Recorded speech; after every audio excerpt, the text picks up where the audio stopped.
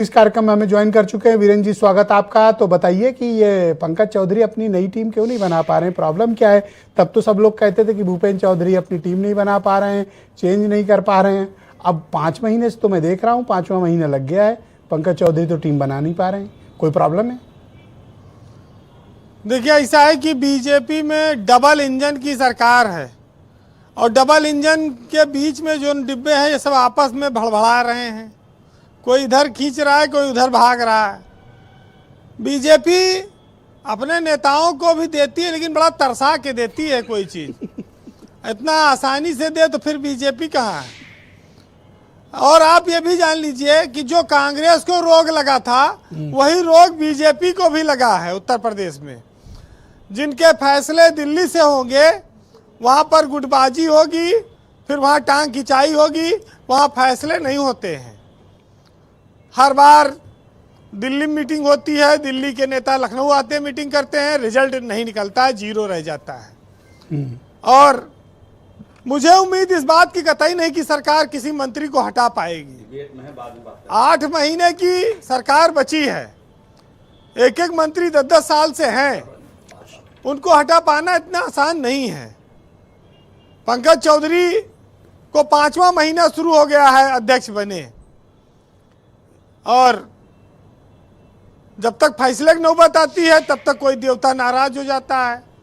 यहाँ देखिए, देवता बहुत होते हैं राष्ट्रीय पार्टियों में, उनको मनाना, उनके जितने गण हैं उनको साधना आसान नहीं है किसी के लिए, क्योंकि सब बड़े और दिग्गज नेता हैं। अच्छा, अक्टूबर 2024 में भूपेंद्र चौधरी कार्यकाल खत्म हो गया था और दिसंबर 25 में आए नए वाले चौधरी पंकज जी। 1.25 साल तक असमंजस में रहे पार्टी कि अध्यक्ष किसे बनाया जाए, 1.25 साल नया अध्यक्ष चुनने में लगा था। तो फिर अब आप सोच लीजिए कि मंत्री बनाना, आयोग बनाना, सरकार में लाना, संगठन में लाना, सब खाली है। ऐसे चलेगा। 8 महीने की सरकार और बची है। अब नंगा नहाए का और निचोड़े का कुछ भी बनाए दो। अब खाली बस ये है कि एक सम्मान लोगों को मिल जाएगा, उनके नाम के आगे लिख जाएगा। इससे ज़्यादा उम्मीद कुछ है नहीं, क्योंकि राष्ट्रीय पार्टियों में गुटबाजी हावी होती है, फैसले देर से होते हैं और सबको संतुष्ट नहीं कर सकते, नाराज भी नहीं कर सकते, इसलिए चीज़ों को लटकाया जाता है। आयोग खाली है सरकार में, निगम के पद खाली हैं, वहां भी तो नहीं हो रहा है। तो ये 5 साल से खाली ही तो रह गए जी। 5 साल से खाली ही तो है। हाँ, तो वही तो मैं कह रहा हूं कि अब 8 महीने बचे हैं, तो अब 8 महीने में सरकार में कोई जाकर क्या कर लेगा? एक गाना आया था पिक्चर में ब्रजेश जी बहुत पहले कि दिल मेरा घबराए और देर ना हो जाए, कहीं देर ना हो जाए। तो देर वही ना हाल है। हाँ, देर ना हो जाए कहीं, क्योंकि देर चल रहा है ऑलरेडी। भाजपा की गाड़ी लेट है, और लेट इस दृष्टिकोण से है कि एक तरफ एक चौधरी को हटाकर दूसरे चौधरी को लाया गया कि भाई अब आपको छूट दी जा रही, आप काम करके दिखाओ, लेकिन आज तक वो मॉडल नहीं आ पाया। भूपेंद्र चौधरी तो अध्यक्ष पद से हटने के बाद सोचे थे मंत्री बनेंगे, लेकिन आज तक मंत्रिमंडल का विस्तार ही नहीं हुआ। उनके हिस्से में केवल इंतजार है, और कहते नहीं कि इंतहा हो गई इंतजार की और आई ना कुछ खबर मंत्री पद के यार की। इस मामले में कांग्रेस से सीखना चाहिए, उन्होंने वैराग्य धारण कर लिया है। ब्रजेश जी, इस मामले में समाजवादी पार्टी भी बीजेपी के सामने एक बड़ी मुसीबत बन गई है। अखिलेश यादव ने अपने तमाम फ्रंटल संगठनों में ओबीसी जाति के लोगों को बड़े बड़े ओहदे देने शुरू कर दिए हैं।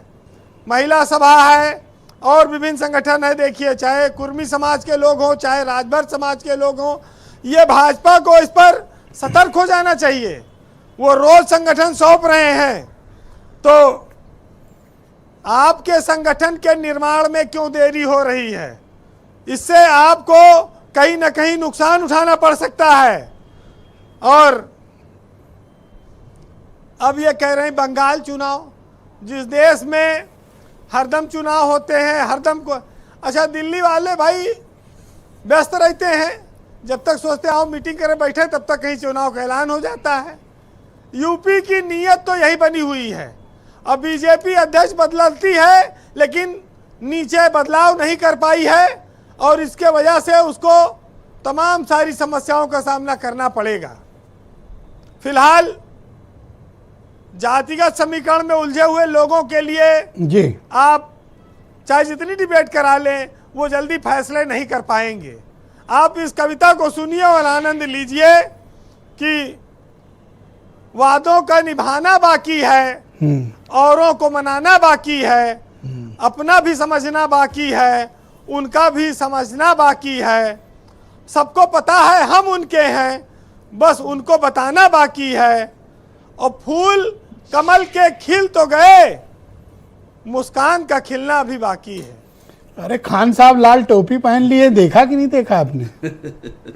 खान साहब को कह रहे हैं कि पूरा जीवन जहां दिया वहां से अब इस टोपी में उनको फील ज्यादा अच्छा आ रहा है।